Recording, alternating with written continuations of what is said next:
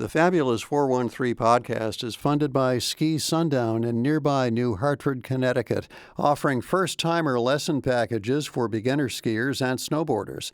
Online registration available at skisundown.com. Winter made better.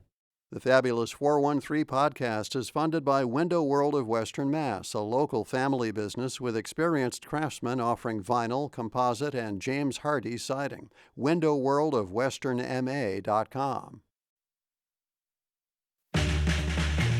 Welcome to the Fabulous 413. I'm Khalees Smith. And I'm Monty Belmonte. Later in the show, we'll hear how the CHD's Big Brothers Big Sisters program is using song to fund and bring awareness to their programs through Big Love Little performances. And Mr. Universe, Kainat Studios and Hampshire College's Salman Hamid talks about how the cut to USAID hit close to home and how that other federal cuts may continue to affect the scientific community. But first, starting tomorrow, the annual Lift Every Voice lecture series begins on February 11th and goes through the end of the month, bringing visionaries and changemakers from all walks of the Afro-diaspora to Springfield to broaden everyone's perspectives. To talk about the series and the folks coming to speak, we welcome back to the studios Bishop Talbert Swan and Ayanna Crawford, organizers for the many events happening in Springfield. We're also joined by the very first speaker for the series, who you can hear tomorrow night, February 11th, at the Spring of Hope Church of God in Christ, Dr. Whitney Battle-Baptiste, professor in the Department of Anthropology and director of the W.E.B. Du Bois Center at UMass Amherst. Welcome, everybody.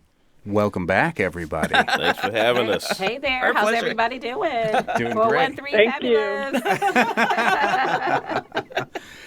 This is the 14th annual Lift Every Voice. 15th. Oh, all right, 15th annual. And tell us who's, we got Whitney Battle-Baptiste, who we'll talk to a little bit, but who else is on the docket for this series? Yeah, so this week is Dr. Battle-Baptiste. Next week we got D1, a recording artist, activist, educator, actually teaches a class at Tufts.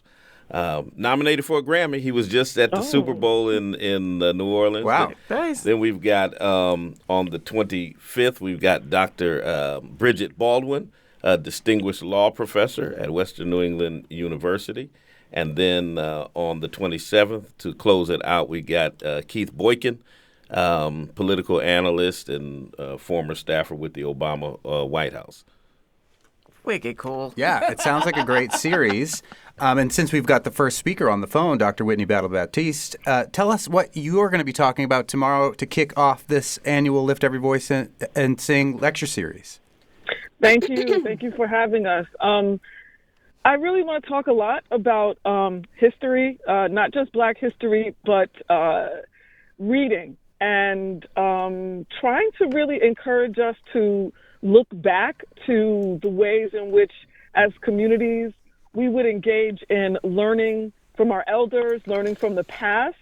I feel that sometimes, or right now at this moment, Black history has the potential of being seen as controversial or radical or quote unquote woke. And I'm hoping to kind of dispel that and really focus on the beauty and the power of actually reading what scholars have written about, but also what everyday folks write about and how we remember the past. And in some ways, because I do teach about slavery, the truth is that we do have remnants of the way slavery impacted this society still with us today. So I'm going to try to link some of those things together.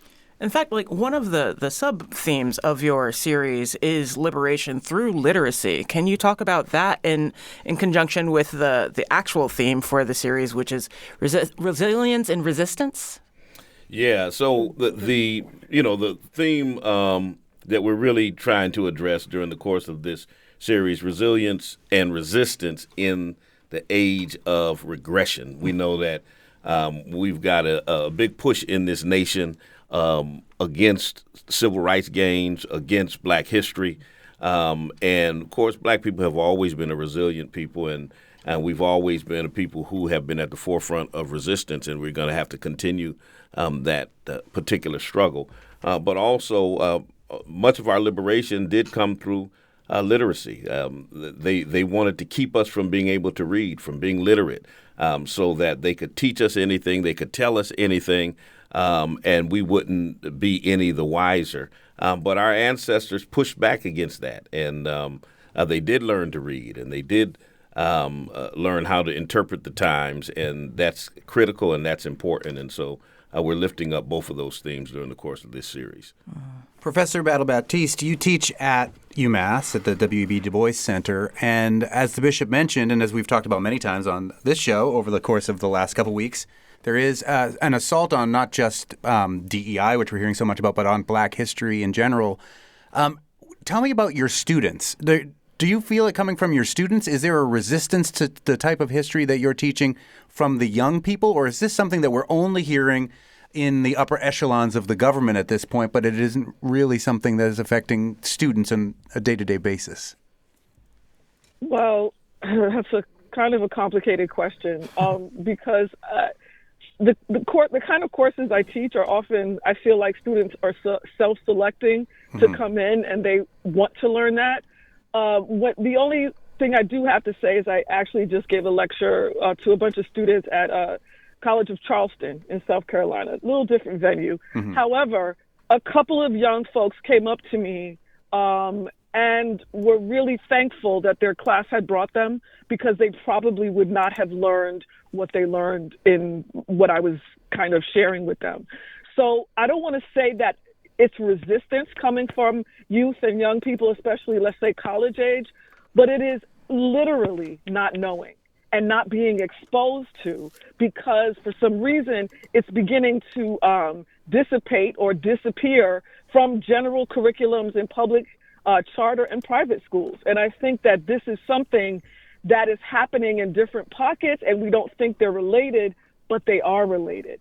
So the kinds of experiences that I'm having is from youth across the gamut of race and ethnicity, is that they are not exposed to some of the very basics that I took for granted going to school. And I also had a mother that was a history teacher, so I couldn't get away with not knowing. So I feel like a lot of it is just not knowing. And as soon as they get a kernel, something toward it, you can see the sparks light up. And I'm not saying everyone, but that is what I've been experiencing the last couple of months, I would say. Yeah, if you get it early, like, you do take it for granted. Like, I was in Metco, a program I was in Boston, where I grew up. We had, as part of our busing system program, like, that the kids in Metco had to take Black history, like, all of them. Everybody who was bused had to take it. And it's something that, like, I genuinely took for granted until I was in, like, high school. I didn't realize that other kids were not learning this, just, like, off of the bat. And I grew up in the red-lined suburbs of Boston and had almost no Black history at all. And literally everything I've learned, after school. Yeah. So it's something that has existed previously. But you're saying, Dr. Battle-Baptiste, that almost a return to this notion of not having this background with certain students? Yes. Yeah. Yes, and this is why the importance of the theme of this year's Lift Every Voice is so important, because it's going to take resilience, but we're talking about regression. Mm-hmm. We're talking about not being exposed to it, to me, is almost more heartbreaking than learning about it and dismissing it. Right. In similar fashion, like, this is the 15th one of these series that you've run. What have you seen of the makeup of people that are coming to this? Like, is it mostly in Black community, the folks that are curious, or do you get more of a broad spectrum of folks who are interested in coming and hearing and learning about the things that you're offering? Bishop Talbert Swan? Well, it runs the gamut because we've got community partners who really push this out to their constituency. And so we have a rainbow coalition, for lack of a better term, of folks who are interested in our lectures and who come out. But it's critical, the things that you all were just talking about. I just read something about how HBCUs are going to be in danger of losing federal funding if they teach Black history, which is insane to say that a historically Black college or university cannot teach Black history, or they risk losing their federal funding. But that's the day and age that we live in, which is why it's more critical than ever for us to go back to what the old griots and those in our community used to do. in our oral history tradition and making sure that we're teaching it in the homes, in the churches, and in the community. We're speaking about the 15th annual Lift Every Voice lecture series, which begins tomorrow. The theme is resilience and resistance, the fight for justice in the age of regression. And the first speaker is with us, Dr. Whitney Battle Baptiste, who's a professor and a scholar at the W.E.B. Du Bois Center at UMass. Bishop Swan, tell me why this is something that your church is involved with and the importance of the church in regards to this lecture series, as opposed to just academics. Well, some years ago, in the 90s, myself, Minister Yusuf Muhammad, and some others, we used to get together during February and do a series of Black History Month events, book signings, various events. And around 2011, I was looking at the calendar, seeing what was happening for Black History Month. And there was very little going on. And I said, you know what, I've got to do something. And that's when I came up with the concept to do the lecture series. And I held the first lecture series in 2011. And Dr. John Bracey, who taught where Whitney teaches now at the University of Massachusetts, he was actually one of my professors when I was there back in prehistoric days. Khalees's parents too, right? My parents also. And he's right about that, guys. And he came and he lectured, and we've been going ever since. We just wanted to bring something to the community. And we didn't know that it was going to morph into something where we brought people of national renown and the such too. But it's been a good thing to expose the city to the type of talent and brilliance that we've been able to do over the last 15 years. And it starts tomorrow, 6:30, with Dr. Whitney Battle Baptiste at the Spring of Hope Church of God in Christ in Springfield, the Lift Every Voice series. Let's take a quick little break, and then we will be back with Ayanna Crawford and Bishop Talbert Swan and Dr. Whitney Battle Baptiste. You're listening to the Fabulous 413 on 88.5 NEPM.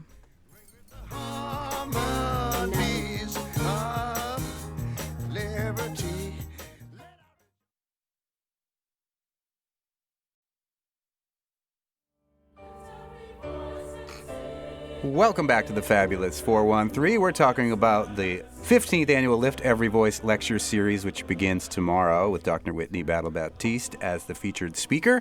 And the presenters of this lecture series, Bishop Talbert Swan, as well as Ayanna Crawford. Ayanna, you have a bunch of awardees that are part of this lecture series that you'd like to let us know about. Absolutely. And I just also wanted to mention that I was one of the hosts also through the years, and certainly thank the bishop for allowing me to be a host and also a part of the committee now, I think, for a couple of years.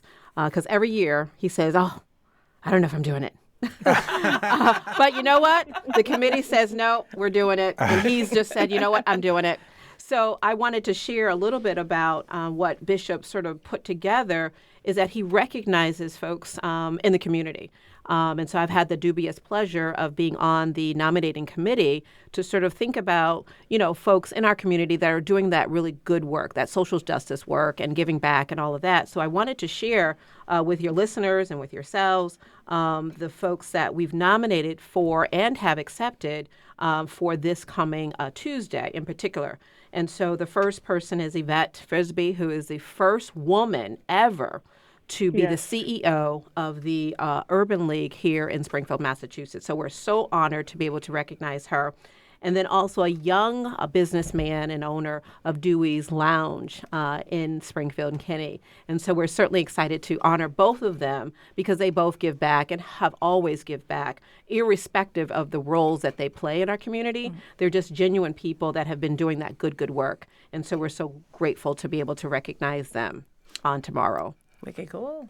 We talked a little bit about next week's speaker, Bishop D1, who is Grammy nominated, and his topic seems really interesting as well, the global impact of hip-hop, which I think many people felt yesterday evening as Kendrick Lamar took the Super Bowl halftime show. Actually, I'm going to fan out right now. I listen to your radio show on WTCC almost every Monday.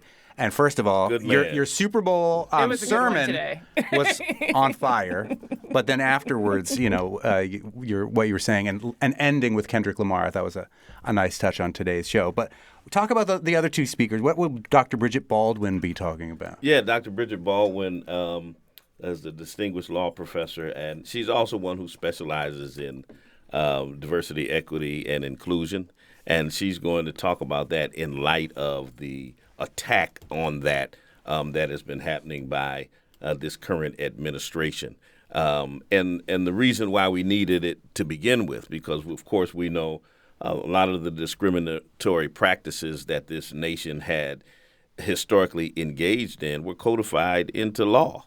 It was completely illegal. As a matter of fact, one of the executive orders that Trump got rid of was one that was put in place by Lyndon Baines Johnson in 1965 that dealt with fairness in federal hiring practices. And basically, by getting rid of that, he's trying to make it legal to discriminate again.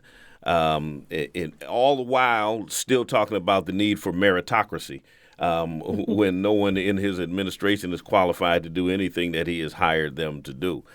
So she's going to be dealing with that issue, with that topic. And, of course, Keith, he weighs in all of the time on CNN, MSNBC, on various topics. And so he's coming. He's going to bring us up to speed on a myriad of things that are happening currently in our nation and challenge us in terms of what our response should be, because we've got to have a response. I know there are many folks that are tired. I keep hearing black women talking about, I'm the 92%. I'm just going to sit aside and watch it burn.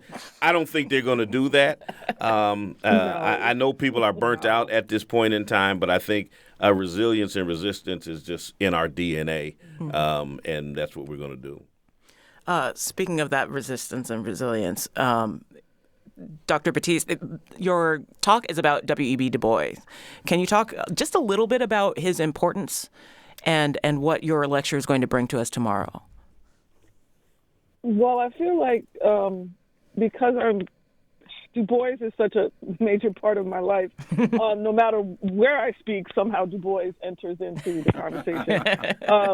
But the amazing and at some level sad thing is that you can find a Du Bois quote that fits any issue that we're going through today, which to me is kind of it's kind of sad, because regression, right? Like we are fighting some of the similar fighting or battles that we've had in the past. I mean, voting, that's not something that should ever be taken for granted, especially for black folks. And I feel like these are the kinds of things that I want to kind of infuse Du Bois in there into the kinds of ways we think as a person to look to kind of look for some strategy. And I, as Bishop Swan was just saying, I am a part of the 92%.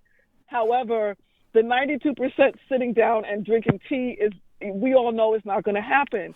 But I feel like grassroots, going back to folks coming face to face, reading books together, doing book clubs together, doing rest as resistance gatherings. There's a lot going on that's not on social media, that people are not promoting. It's word of mouth. And I think that Du Bois always said it wasn't necessarily about the presidency. We can forge a new democracy if we start from the local. And that's the kind of message that I also want to bring to the lecture tomorrow, is about the local. That's where we start. That's where we begin. And that's where we stay in order to build up the ability to resist at a higher and at another level, a higher level, but do you know who your reps are? Do you know who's on your school committee? Do you know all of these kinds of questions are things that I feel like maybe Obama, Biden administration, I skipped one there, people actually took for granted. But I think that it's time for us to not take things for granted. And that's kind of the key thing, or the key practice that Du Bois had done for his basically 95 years on the earth.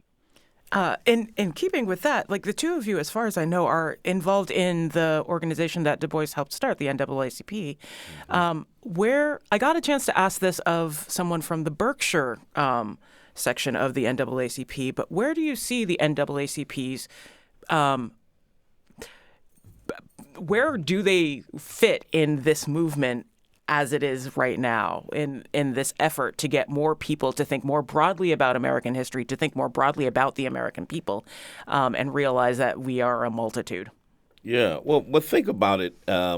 With everything that's going on in the nation now, it's evident that the need for the NAACP is necessary now more so than it has been even in the past couple of decades. With this regression that we're going through, they're trying to basically abolish all of the gains that people like Du Bois and others fought for. You're talking about one of the signature legal cases that happened through the NAACP Legal Defense Fund, Brown versus Board of Education, desegregating our schools, and now they're talking about destabilizing our schools because they have the audacity to teach Black history.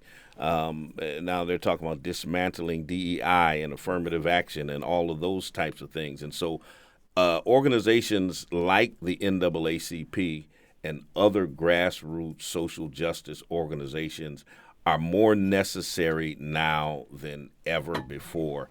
And so we've got to push our people to support those organizations in our community, and those organizations to not be compromised by the dollars that they get from particular communities, but to be that entity that stands up and speaks on behalf of the most marginalized people in the nation. So I'm happy to serve as the president. Ayanna is our third vice president, and we're pushing folks to get involved. That's Bishop Talbert Swan and Ayanna Crawford, who are also part of the 15th Annual Lift Every Voice lecture series, which will kick off tomorrow, 6:30 at the Spring of Hope Church of God in Christ in Springfield, and will feature Dr. Whitney Battle-Baptiste. Dr. Baptiste, or Battle-Baptiste, excuse me, we mentioned earlier that HBCUs are in threat of losing some funding. Also, certain federal grants may now be taxable. There is an attack on higher education. And certain institutions, I know Mount Holyoke, for instance, has come forward and said, we are not amending our DEI programs. We're going to continue forward. And it's been very vocal about continuing to support that. Has your institution, UMass, to your knowledge, made any sort of comment about DEI and where it will stand at UMass Amherst? That's a tricky one. I don't mean to put you on the spot as a spokesperson. I just haven't heard much come out of UMass yet, but I might have missed it. Yeah, but I have not. I have not caught wind of any the idea of eliminating any form of equity, inclusion work, diversity work. No, but what we have been getting emails about is to people who have grants, who you're talking NIH, NSF, some granting some monies and some studies that are very crucial to certain populations and certain groups of people. We have to be on the lookout. That is really what the messaging from administrators have been, is to just understand that things are changing on the federal level, and we need to keep up with what's happening because things are changing daily, right? And so that being said, I'm a graduate of HBCU, Virginia State University, and I understand that federal funding is probably going to be a problem. But I think that HBCUs for some decades have been struggling with federal funding and the kinds of cutoffs and not having as large access as PWIs or predominantly white institutions have to federal monies, et cetera. It's not something new. It's something that, again, we're recognizing, like, oh my goodness, is this? But in the wake of Trump, in the wake of Kamala as well, there's certain HBCUs whose application rates have skyrocketed. I'm exaggerating. Have gone up because of, I feel, because of the not attention, but because of kind of the testament to the statistics of many folks who go on to get graduate degrees, law degrees, become medical doctors.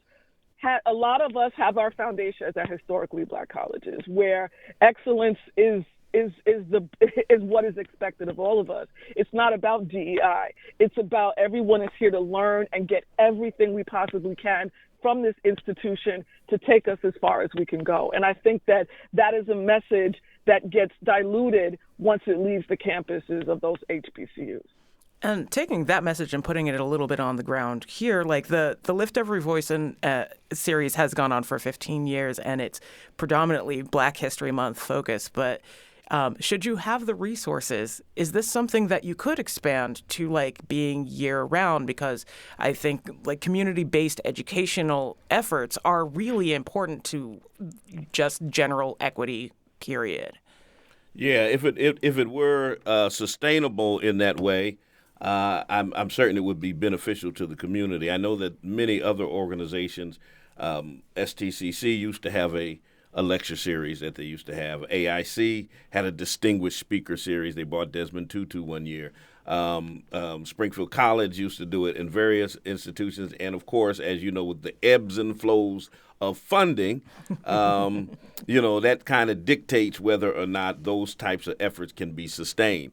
We have been fortunate enough to have developed relationships with certain organizations that have annually, provided resources and support for this effort, even though it has been chopped down a bit, but they've stuck with us.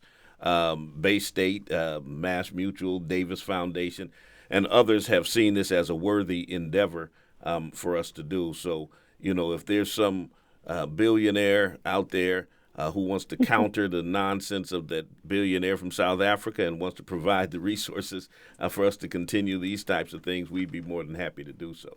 That is the Bishop Talbert Swan from the Spring of Hope Church of God in Christ and the president of the NAACP of Greater Springfield, who, along with Ayanna Crawford, who's also part of the NAACP of Greater Springfield, is helping to present the 15th annual Lift Every Voice lecture series, which begins tomorrow with our guest, Dr. Whitney Battle Baptiste. Thank you all so much for shining a light on this programming, and thanks for being on the show. Y'all going out Thank with you. Kendrick. Huh? I'm going out the same way you went out this morning, Bishop. You inspired me to put Kendrick on and to go out that way. There it is. Yeah, I was going to get your breakdown of the whole thing, but I guess we'll have to save that for another show. I've been reading all these think pieces about all the stuff that he put into that. It was pretty incredible. And we'll link to the schedule in our show notes for the podcast today, so you can find out when all the other classes, when all the other speakers are happening, and see them all, in fact. Thank you. No worries. On the way, singing for the youth of Big Brothers Big Sisters, Hampshire County, with Big Love Little performances. But first, a look at the long reach of federal funding for the scientific community and beyond as those funds recede with our very own Hampshire College's Mr. Universe. You're listening to the Fabulous 413 on 88.5 NEPM. The Fabulous 413 podcast is funded by UMass Amherst School of Public Policy. Admissions now open for graduate programs in 2025. Learn how to become a changemaker at umass.edu/SPP. To boldly go where no man has gone before. Time for some more kitchen table astronomy around the Amherst kitchen table of Hampshire College astronomer and the head of Kainat Studios, Dr. Salman Hamid, Mr. Universe. There's a lot of news coming at us. Congressman McGovern has talked about it like drinking from a fire hose, so we're trying to keep up. We're talking about budgets. What's the future of NASA when all federal funding is in jeopardy? What's the future of the National Science Foundation and more? But the thing that we can do on a small radio station in Western Mass is focus on the little things that can keep us all bound together in the frame of reference of a bigger thing, USAID, and its funding is in total jeopardy. You have a personal relationship with USAID.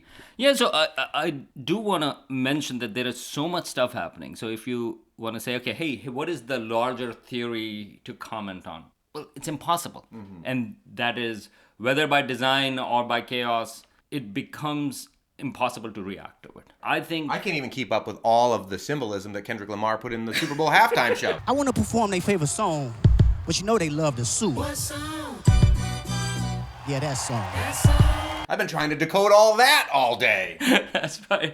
And so I think it's better to focus on smaller stories which can actually give you an insight. And so from my perspective, since we are connected to science and astronomy and things like that, I think it's better to stick to that. This idea being floated of cutting NSF funding, for example, from $9 billion to $3 billion, that's going to have a huge impact. But at a more personal level, I know USAID in theory would not seem to be something that you and I would talk about. But actually, I want to mention that in some sense, I'm here partly, I mean, of course, because of Carl Sagan, Billions, billions, trillions, trillion, million. but also because of USAID. Here, meaning that you left your home in Pakistan to come to the United States. Yeah, and that is because in late 1980s, so height of the Cold War, there is Afghan war is going on, which is Pakistan is a very close ally of the US.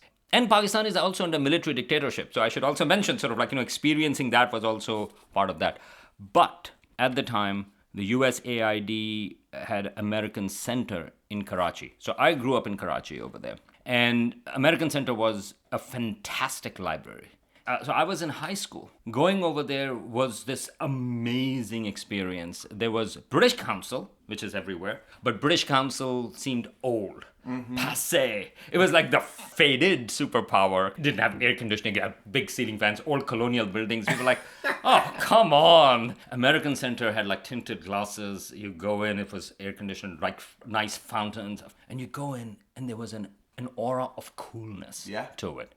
And that wasn't by accident, it was by design because, of course, that was part of the Cold War. And so you do want to impress young, impressionable minds. But that is not just it. The American Center Library was fantastic. That's the reason we would go. And in fact, at the time, in the 1980s, one of the signs of growing up was like, that once you get to 11th grade, you could actually get a membership to American Center. And that was like, whoa, and that's what we did. That's where I read some of my first astronomy books. Because astronomy books were not that easy to get in Pakistan or magazines from there. And I just remember there were like these couple of books, especially one I explicitly remember, and we would go after school, just walk to American Center. I would pick out that book and just stare at those beautiful astronomy pictures at the time. No Hubble Space Telescope yet. Yeah. And that's where my interest in astronomy, which came from Cosmos, Carl Sagan's Cosmos, but then really intellectually, that's where it started to build. I was in 11th and 12th grade. By the way, that's where I looked for colleges to apply. Like, there were these books, no internet. There were these books that you go through, which colleges to apply, and so on and so forth. But there was another connection as well, because I was obsessed with astronomy, and I started with the help of a couple of other people, the first astronomical society in Pakistan. I see pictures you brought out here when you were 17 years old, working with all these grown-ups, putting together this astronomical society that you as a teenager started. That's so great. Yeah, and it was fun, but partly this society also came about through American Center because every Wednesday at 3 p.m., and I still remember it, there was a small but nice auditorium inside the American Center, and they would run NASA films. 3 to 4, there would be NASA films that would be playing. Was it part of propaganda, Cold War, da-da-da-da-da? Yes, yes, and yes. But it was also fascinating. It was also inspiring. It was also about exploration. It was also about, the narrative would be about humans going to space and things like that. So yes, so USAID has multiple faces. I mean, does it try to bring democracy one way or another to other countries? Yes, it does that too. Does it potentially interfere sometimes? Yes, it does. But it also does a lot of good work from all the way from humanitarian aid in Africa and other places, all the way to just simple inspiration for young minds. I mean, that is also what USAID is doing. Yeah, if we're going to waste our tax dollars outside of the country, I'd much rather waste it on a library and showing NASA films in Karachi than dropping bombs on anybody anywhere. Right, and one of the things with that astronomical society that we started, we got like a lot of discouragement also, as you can imagine. I'm still in high school, and and people would say, why are you wasting your time over there? Astronomy is not a big field over there. But some amazing people I also met, who really encouraged it. But one of the places which did not flinch in encouragement was the American Center. The director of the American Center, Larry Corwin, he was a young guy, and he had just taken over as directorship as part of the USAID. And he was like, oh, how can we help? And to me, it was just like, whoa, wait a minute. He genuinely wanted to help. And in fact, our first event, which was in 1988 in September, which was the closest approach of Mars in 17 years. Okay, so that happens every 17 years. But remember, at that time, I am 17. So for me, it's like, oh my goodness, this is so rare that this happens. And so we were like, okay, so we want to do a symposium. which was attended by the vice chancellor of the Karachi University, the director of the planetarium, and so on and so forth. But we did actually teleconference. This is 1988. You don't have internet in that sense, but of course it's the American Center or the American consulate over there, and they're like, oh, we have satellite dishes. We can connect you. And he was like, who do you want to talk to? And I was like, oh, Carl Sagan.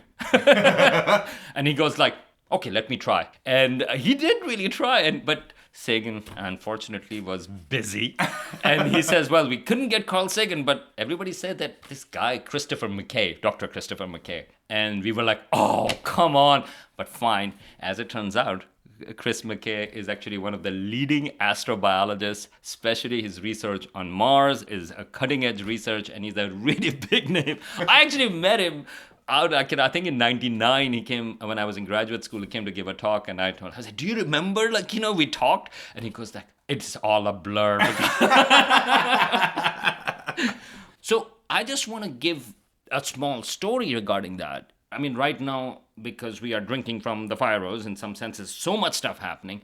This is just a small story about how USAID can impact people's lives. It certainly did mine, but also in terms of diversity, because you and I are talking, and so people talk about, well, what's the point of diversity? And well, I'm bringing a very particular set of experiences which many people or most people in Western Mass would not have. So I can actually talk about this particular story from somebody who grew up in Pakistan, part of the Cold War, looking at the American influence or American presence in the world from a different lens.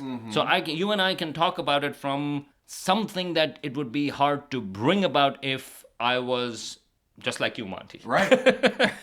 That's the importance of diversity. For people that criticize it, I have heard on social media saying, make them say that they are opposed to diversity, equity, and inclusion. It sounds bonkers that anybody would be, okay, maybe you don't like diversity for one reason or another, but equity or inclusion? You know what I mean? Or accessibility. Exactly. The NASA site, actually, with DEIA, accessibility is also crucial. And I think this is something that I do want to highlight.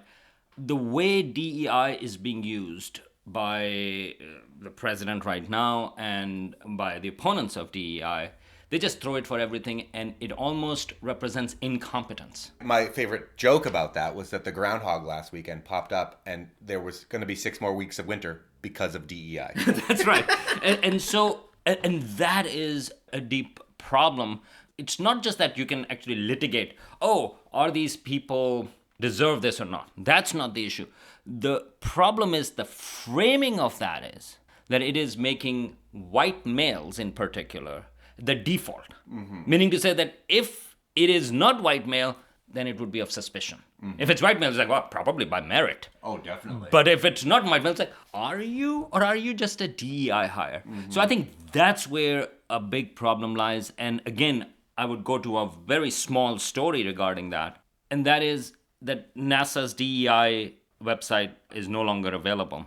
But there was also an article related to this, which was about the first astronaut class from 1978 that included for the first time the first woman, first African-American astronaut, and so on and so forth.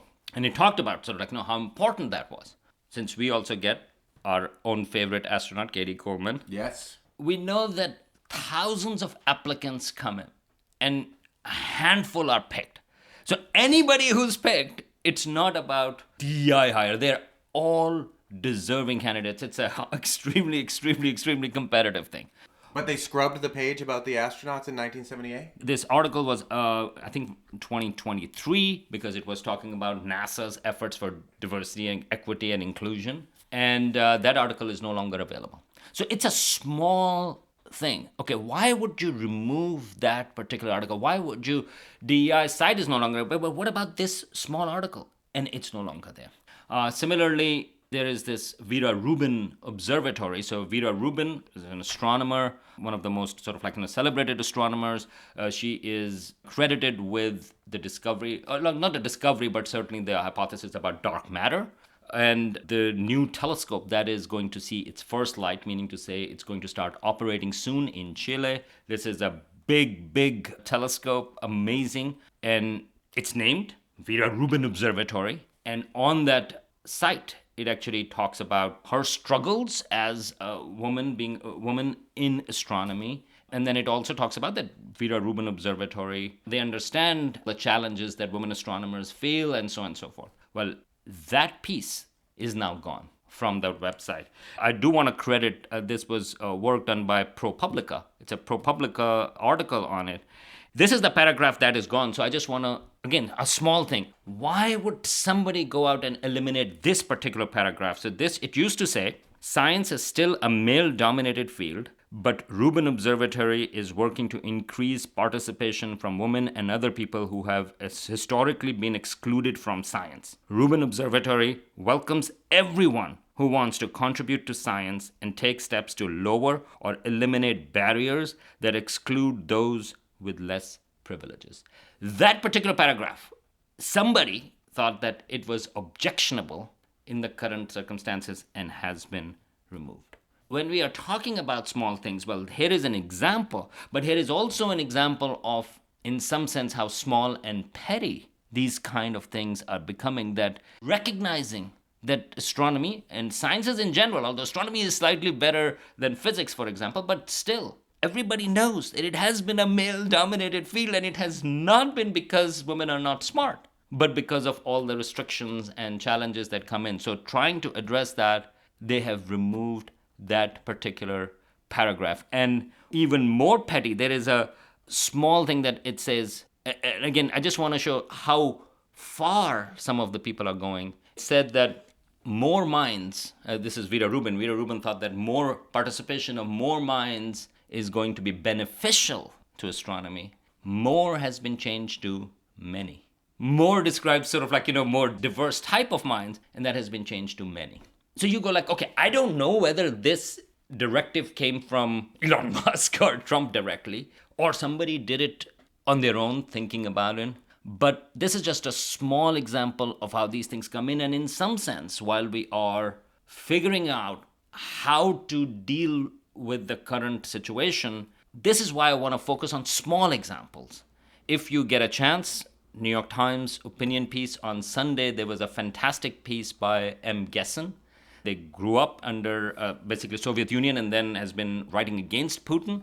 And they have a fantastic piece, and it talks about that the biggest threat comes from anticipatory obedience. Ultimately, M. Gessen's point is that the one thing that leads to authoritarianism, that leads to these type of things, is anticipatory obedience. That's what gives powers to authoritarians. And to me, I don't know whether this particular paragraph was, it's a small thing if you think about it. It's like, was it the order directly came from the White House?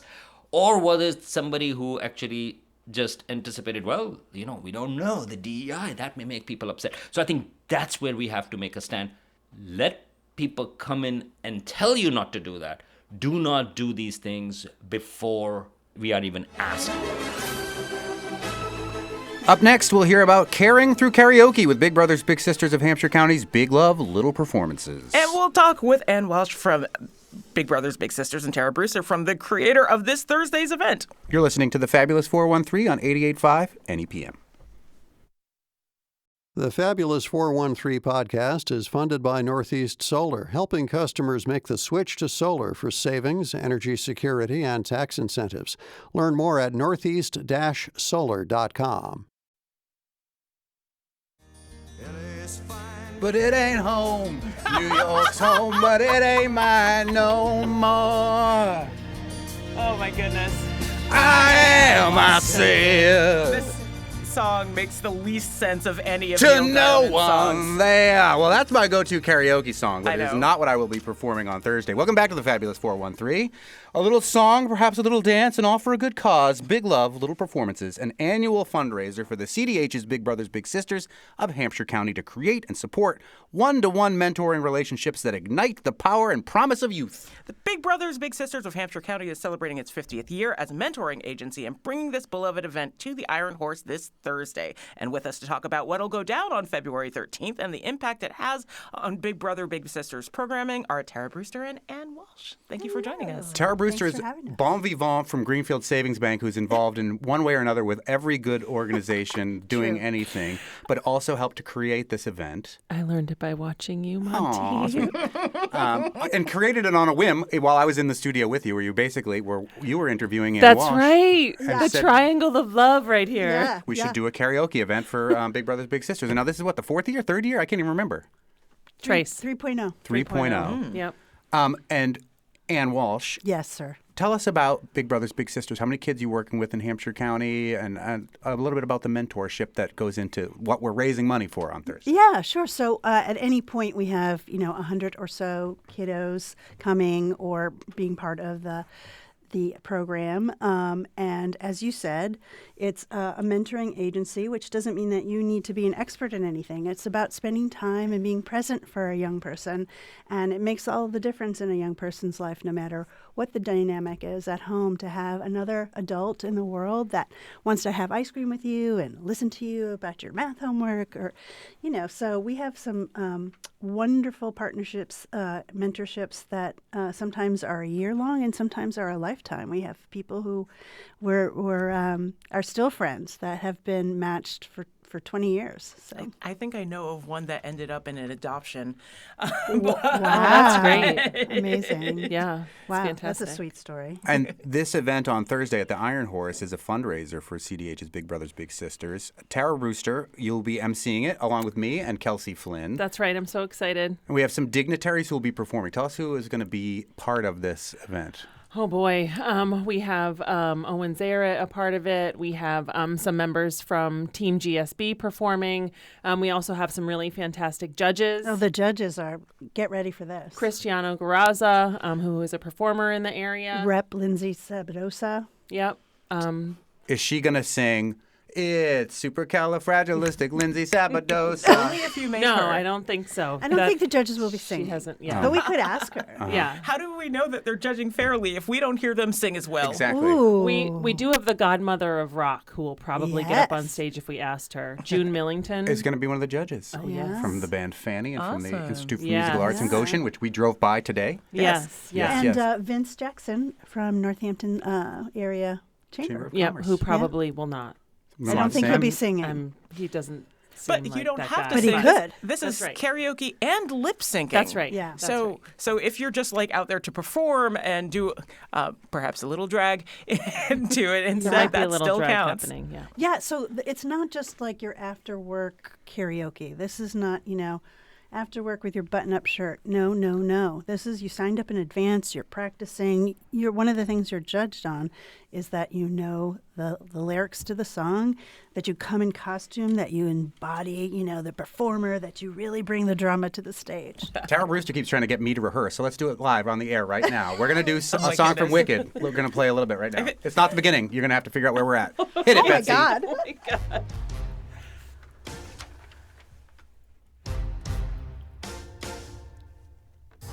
There's this feeling so sudden and new. I knew the moment I laid eyes on you. My head is rushing. My head is reeling. My face is blushing. What is this feeling? Fervent as a flame. Does it have a name?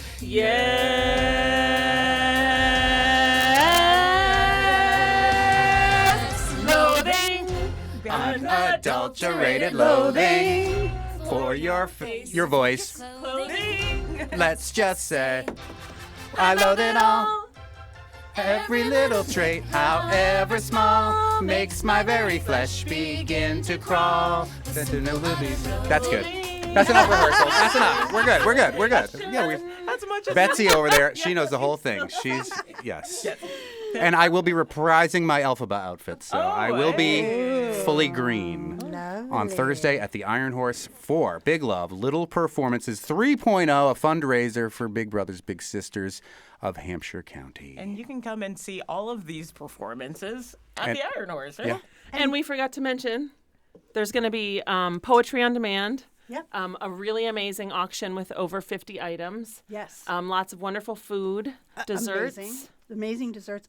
Dinner dessert, Valentine's, entertainment. I mean, forget going out to, go out to dinner too the next night. But could be your Valentine's, Your Galentine. pre-Valentine. Yeah, pre-gaming. Yeah, pre-gaming your Valentine. You could buy your loved one a flower, buy a performer a flower. I do have to say, we have seen the guest list, and it is pretty impressive. Wow. Yeah. Over 125 of the area's most fun community members. It's people you know or people you want to know. Very cool. And it is happening on Thursday at the Iron Horse. Let's do our outro, and then we will all sing karaoke to end the show. Okay. Nice. On the next Fabulous 413, we get to meet two living legends and get them to meet each other, which they've only ever done before through the instrument that we'll be talking about. Fabiola Mendez is a groundbreaking quarto player coming to Springfield to perform and teach about the importance of the instrument. And William Cumpiano has been making quartos and guitars for over 5 decades, including one that she plays.